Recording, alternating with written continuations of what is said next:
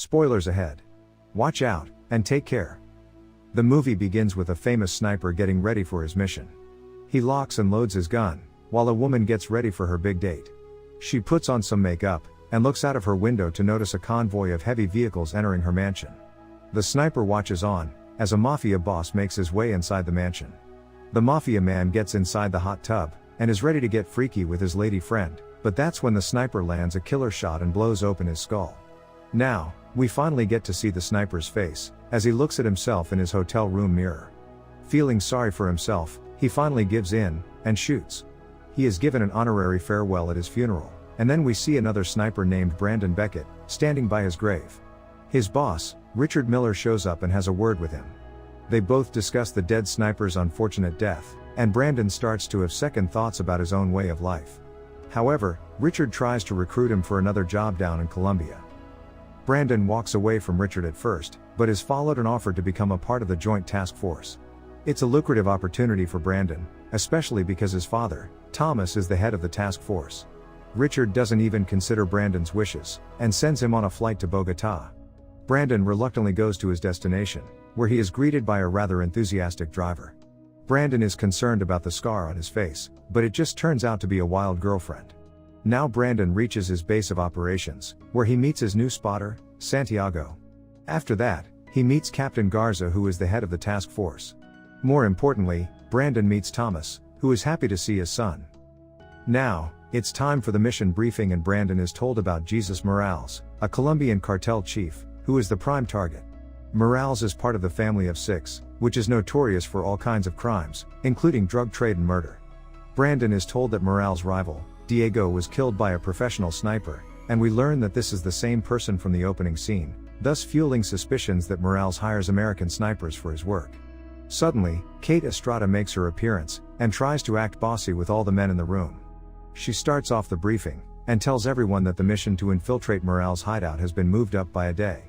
Brandon complains that he doesn't have enough time to prepare, so Kate has a private word with him, and learns that he isn't here out of his own free will.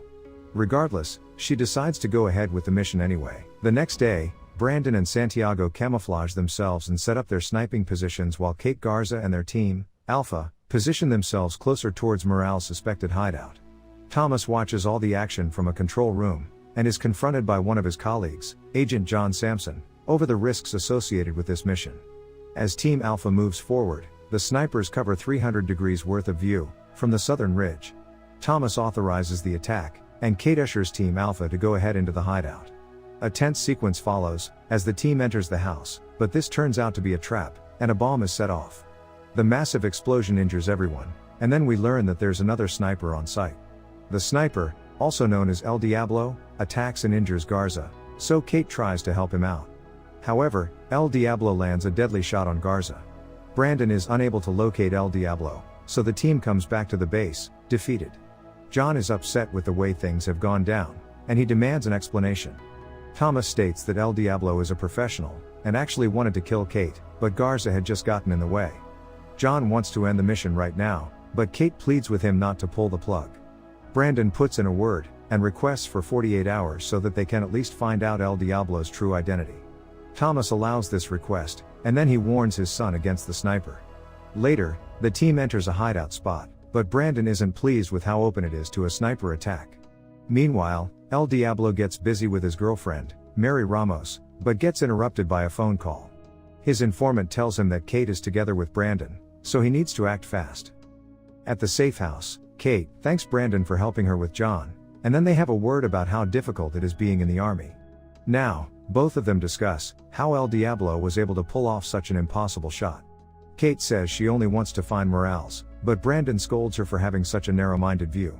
She takes this to her heart, and walks away from him, after which she cries alone in the elevator.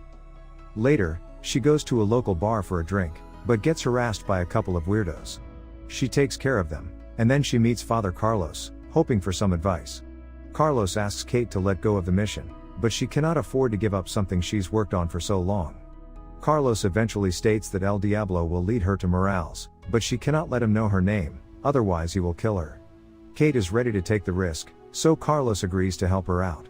Now Brandon gets a tip from Santiago, and checks out a sniping range from the safe house. El Diablo happens to be on the opposite side, but Brandon acts fast, and manages to fire the first shot.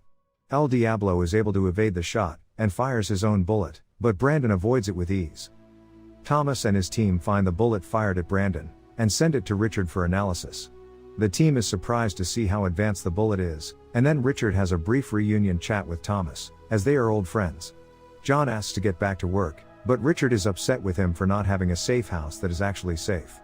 As the team plots their next move, we see Morales playing a game of pool with his boys. He loses some money, but makes a scene and scares his opponent in a brutal fashion. He eventually spares him, and says he was simply joking. After that, Morales discusses his plans to conquer all the American borders, for his drugs to pass through. He says he has an insider helping him out, but as he goes up the stairs, he is confronted by El Diablo, who threatens him for payment. Morales isn't impressed, and simply tells El Diablo that his targets are still alive, so he doesn't deserve the cash. Now, Kate and Brandon have a chat on their way from the hideout, but then Carlos gives her a call. He reveals Mary's location, but Kate hides this information from Brandon. She questions his true intentions, because it looks like he only wants to find El Diablo. Brandon is about to give her a fitting reply, but then they are attacked by a truck filled with goons. A brief shootout follows, and there are casualties from both ends, as Santiago is killed. Brandon manages to get rid of all the goons, and then he spots the information about Mary on Kate's phone. She reaches Mary's home and asks to talk to her, but is attacked by some goons. Kate puts up a fight, but it's of no use, as she gets easily overpowered. Things are about to get tricky for her, but luckily, Brandon comes to the rescue. He shoots down some of the goons, while Kate strangles their leader. Mary tries to threaten her, but Brandon holds her hostage, and then Kate knocks her down. She notices a necklace on Mary, and finds El Diablo's image on it. Kate and Brandon send this image to headquarters, and then they tell Thomas that they are going dark, because someone is listening in on their conversations. Thomas tells John about this, but his response makes it seem as if he is hiding something. Now, Kate takes Brandon to Carlos, who says that Morales is a protected man. Brandon doesn't care, and wants leads on all of Morales' men, so Carlos obliges. This leads to a series of brutal deaths, wherein all of Morales' men are being killed by a sniper. Richard tells Thomas that he suspects this is Brandon's work. At night, Brandon and Carlos have a chat about how the sniper from earlier committed suicide. Brandon doesn't want to end up the same way, so Carlos says that the key is forgiveness. Later, Morales sneaks up on El Diablo and Mary in their bedroom. He wants the sniper to kill Kate and Brandon immediately, because he's losing too many men. He even pays up $500,000 in cash, and promises another half after the job is done. Thomas finally learns that El Diablo's real name is Enrique, and he discusses a plan of action with Richard. However, John insists on flying Kate and Brandon out of the country. Meanwhile, El Diablo makes a deal with Kate's attackers. At night, the heroes get to work, and look for El Diablo in the streets. After some surveillance, they spot a mystery truck. The goons from earlier come out of it, and leave Carlos hanging by a tree.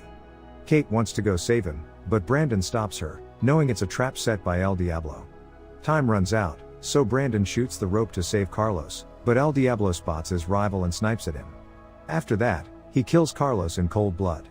At Carlos' funeral, emotions run high, but then Brandon spots one of the goons, and chases him down. He eventually catches the goon and forces him to finally give up Morales' location. The task force is informed about this, and they immediately apprehend their target. However, John wants to move Morales to Miami for his prosecution. Brandon suspects that El Diablo will kill him before he speaks a word in court, and his suspicions turn out to be true, as the sniper enters Miami without any hassles. Brandon, Thomas, Richard and Kate discuss what to do about El Diablo, because they know there's a mole informing him about everything. However, it's time to move, because Morales is being transported for his prosecution. John accompanies the team, but once they reach their sniping positions, Brandon tells John that the man in the convoy is a decoy, with the real Morales actually being in a white van. John is upset that he wasn't given this information earlier, but the team ignores him and carries on. Suddenly, El Diablo gets a message on his phone, so he pulls back from his position. After some time, the white van shows itself, and then, El Diablo exposes his location by shooting at it. Some goons also arrive to attack the van, but Richard takes care of them. Now that El Diablo is open, Brandon immediately kills him with an explosive bullet. This is when it's revealed that Morales was always in the convoy. John is finally exposed as the mole, and he gets arrested after Kate smacks him down for being a traitor. After that, Brandon ignores his dad, and goes for a walk with Kate. The end. Thank you for watching. Subscribe if you'd like to see more videos like this. Turn on the notifications, and leave a like to help the channel out.